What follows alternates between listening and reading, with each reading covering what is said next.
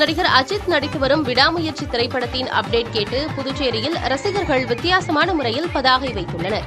தமிழ் திரையுலகில் புதிய ட்ரெண்டாக பிரபல நடிகர்களின் பிறந்த நாள் மற்றும் படத்தின் ஆண்டு விழா நாட்களில் அவர்களது வெற்றி படங்களை மீண்டும் ரிலீஸ் செய்து வருகின்றனர். இந்நிலையில் நடிகர் அஜித் தரப்பில் 1999ஆம் ஆண்டு வெளியான வாலி திரைப்படம் மிகப்பெரிய வெற்றி பெற்றது.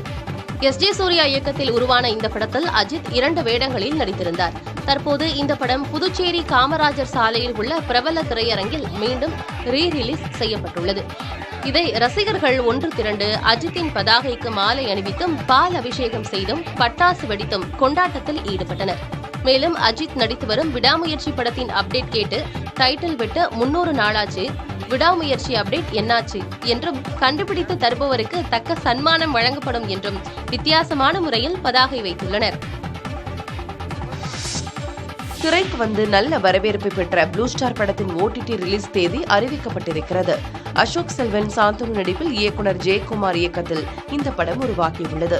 இதில் கீர்த்தி பாண்டியன், பிருத்திவிராஜன், பகவதி பெருமாள் உள்ளிட்ட பலரும் முக்கிய கதாபாத்திரங்களில் நடித்துள்ளனர்.